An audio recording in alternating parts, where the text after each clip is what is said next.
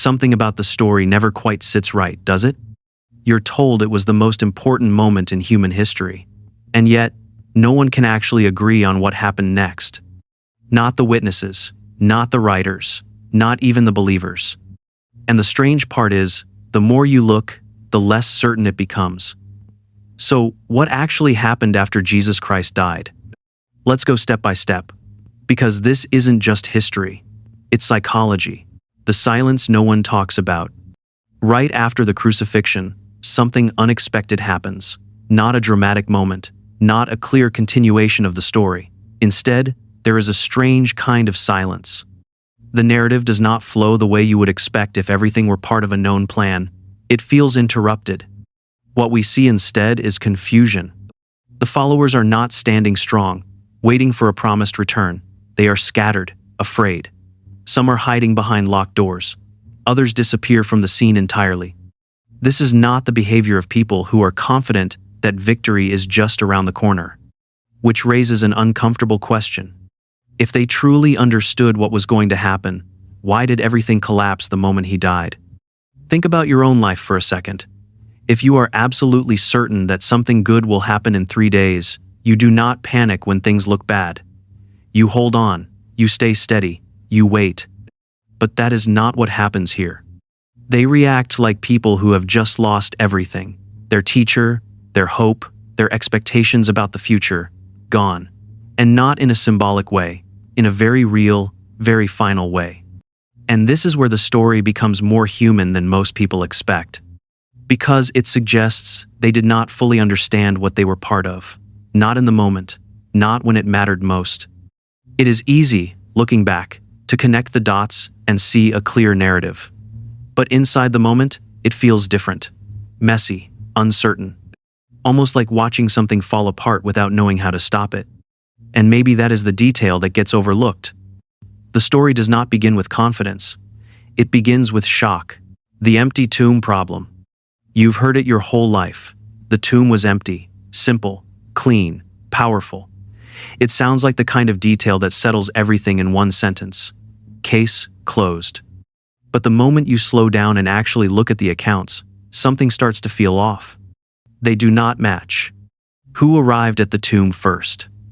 In some versions, it is one woman. In others, several. The names change depending on who is telling the story.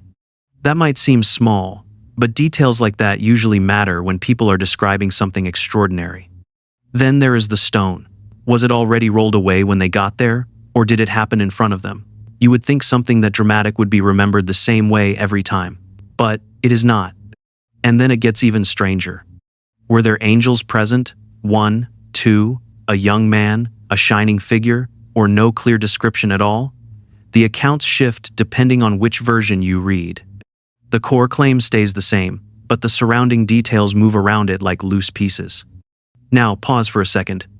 If multiple people witness the same event, you expect small differences. That is normal.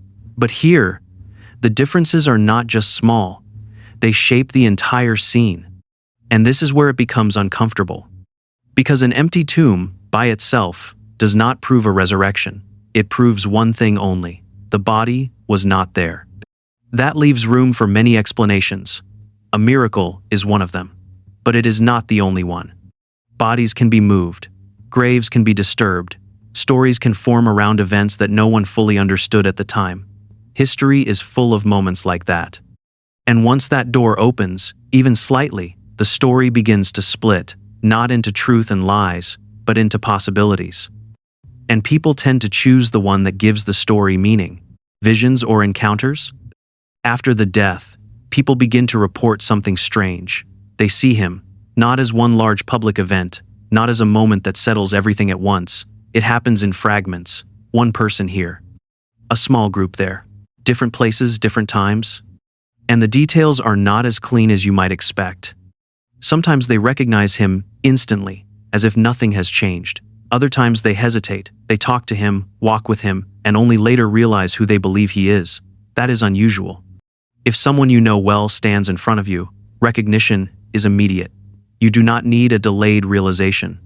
That detail alone makes the situation more complex than it first appears. And here is something that is rarely brought into the conversation. Grief can do this. Psychologists have documented it for a long time. After losing someone close, the mind does not simply accept the absence and move on. It resists. It searches. It tries to restore what was lost. In that process, people can have vivid experiences. They see the person, hear their voice, even feel their presence in a way that is deeply convincing.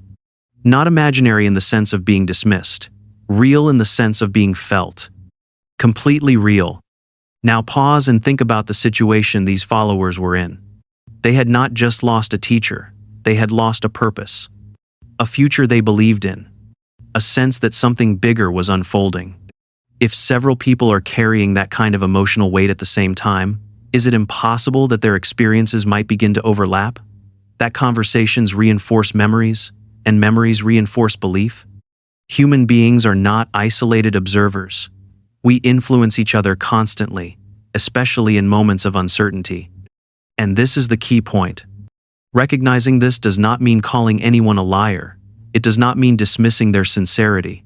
In fact, it points in the opposite direction. It suggests they were genuine. They experienced something. The real question is not whether they believed it. It is what kind of experience it actually was. The stories start changing. As time passes, the story does not stay still. It grows. The edges become sharper. The scenes feel more solid, more detailed, more certain. At first, the reports are brief, almost restrained. Then gradually, new elements begin to appear. The encounters become more physical, more grounded in the body. He is no longer just seen. He eats. He speaks at length. He invites people to touch his wounds, as if to remove any doubt that this is something real and not imagined. It starts to feel less like an experience and more like evidence. But here is the strange part. If you go back to the earliest writings, especially those connected to Paul the Apostle, the tone is different. The descriptions are less concrete, more like appearances, more like something seen or revealed rather than something physically interacted with in detail. There is no long scene of shared meals, no careful emphasis on touch. The experience feels closer to a vision than a physical meeting. So something shifts over time, and that raises a difficult question. What changed between the earliest accounts and the later ones? One possibility is simple and very human. Stories evolve. Not because people sit down and decide to invent things, but because memory is not a perfect recording. It is flexible. It adapts. It reshapes itself around what feels meaningful. When people retell something important, they do not just repeat facts. They emphasize what matters. They clarify what feels unclear. They strengthen what seems fragile. And slowly, without anyone necessarily intending it, the story becomes more complete than it originally was. Because meaning has a way of filling empty spaces. If something feels too vague, it becomes more concrete. If something feels uncertain, it becomes more defined. Not to deceive, but to make sense of it. And once that process begins, it is very hard to stop. The story does not just get told, it gets refined. The need for certainty. Now step out of history for a moment and look at something closer. Human nature. You have probably felt it yourself, more than once. That quiet discomfort when something does not make sense. Not a loud panic, just a steady pressure in the back of your mind. The kind that keeps tapping until you resolve it. It says, just give me a clear answer. We do not like loose ends. We do not sit comfortably with confusion. Even small things bother us. A missing item, an unanswered message, a story that does not fully add up. Now imagine that feeling, but applied to something much bigger. Your entire sense of direction, your belief about how the world works. That is the position the early followers found themselves in. Their leader was gone, not in a symbolic way, gone in a way that left no room for negotiation. And with him went everything they thought was about to happen. The future they expected did not arrive. The plan they believed in collapsed in front of them. So, what does the mind do in a moment like that? It tries to restore order? Not slowly, not carefully. It does it in the fastest and most effective way possible. It reshapes the event into something that makes sense again. Because a meaningless loss is hard to carry. It just sits there, heavy and unresolved. But a loss with purpose, that is different. That can be explained. That can be justified. So the story begins to shift. Not he died, but he had to die. Not we lost him, but this was part of something larger. And eventually, not he is gone, but he returned. Notice what is happening here. The facts are not simply being remembered. They are being interpreted in a way that removes chaos. And that shift is powerful, because it does not just answer questions. It relieves tension. It turns confusion into clarity, fear into direction. This is not only about belief, it is about survival at a psychological level. When reality breaks apart, the mind builds something that can hold it together again. The movement that shouldn't exist. Here is where things take a turn that feels almost impossible to explain. Despite the confusion, the fear, the scattered followers, the story does not fade. It grows. Not slowly, not quietly, but with a kind of momentum that seems completely out of proportion to how it started. The movement does not die, it expands. And that immediately creates a powerful argument in people's minds. Something extraordinary must have happened. That is the conclusion many arrive at, almost instinctively. Because movements built on confusion usually collapse. They do not spread across regions, cultures, and eventually, empires. So it feels like there must be a moment, some undeniable event, that explains everything. And maybe there was. But here's the part that often gets overlooked. Extraordinary does not automatically mean supernatural. It can also mean psychological. History is full of examples where small groups, deeply convinced of something, changed the direction of entire societies. Not because they had perfect evidence, but because they had unshakable belief. And belief, when it reaches a certain intensity, becomes contagious. Think about how ideas spread even today. A single narrative, repeated with conviction, can move through thousands, then millions. Not everyone checks the details. Most people respond to confidence, to certainty, to the feeling that something important is happening. Now imagine that in a time without modern distractions, without competing explanations at every turn, a small group, claiming they witnessed something profound, something that redefined death itself. That kind of message does not stay contained. It travels. Not because it is proven, but because it is powerful. And once it begins to spread, something interesting happens. The growth itself becomes part of the proof.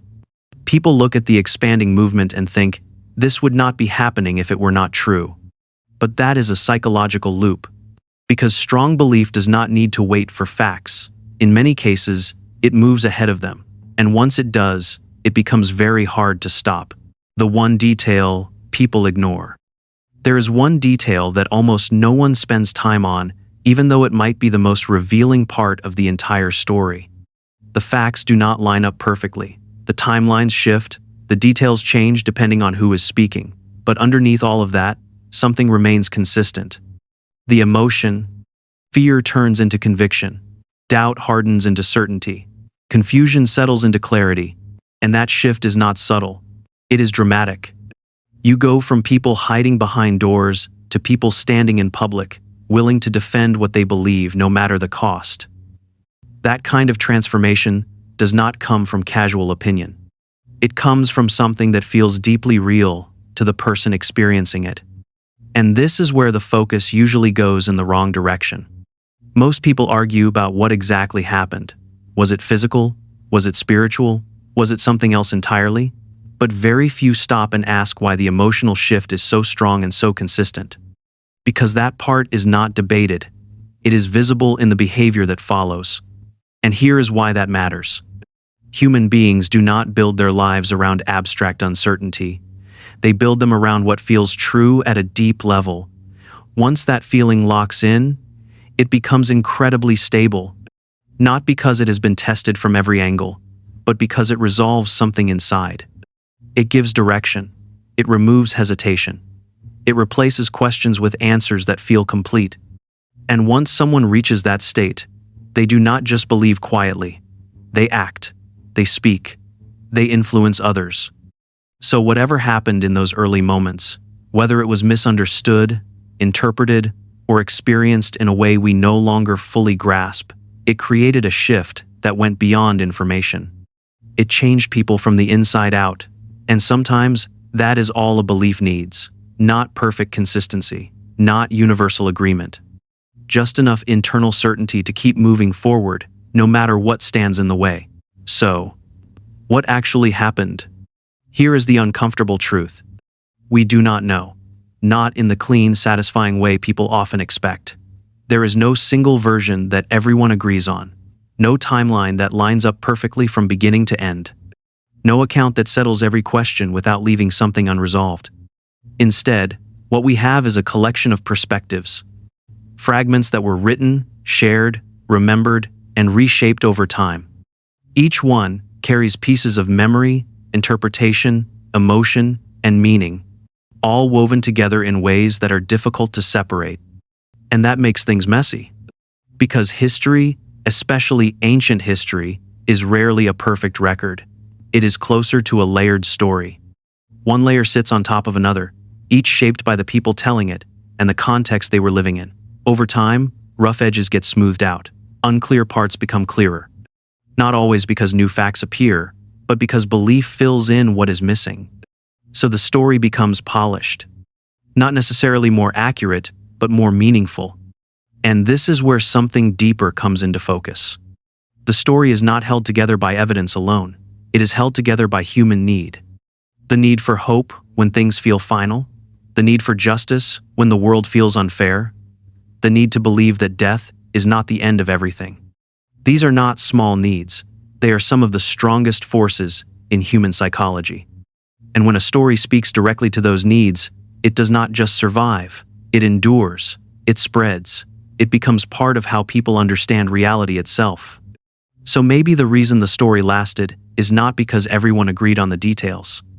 In fact, they did not. Maybe it lasted because, despite the differences, it offered something people were already searching for. Not certainty in every fact, but meaning where there was none before. So the real question isn't just, what happened after he died? It's this: why did so many people come to believe something so different, with so much certainty? Because, when you understand that, you're no longer just studying history. You're looking directly at how belief is built, and once you see that, you can't unsee it.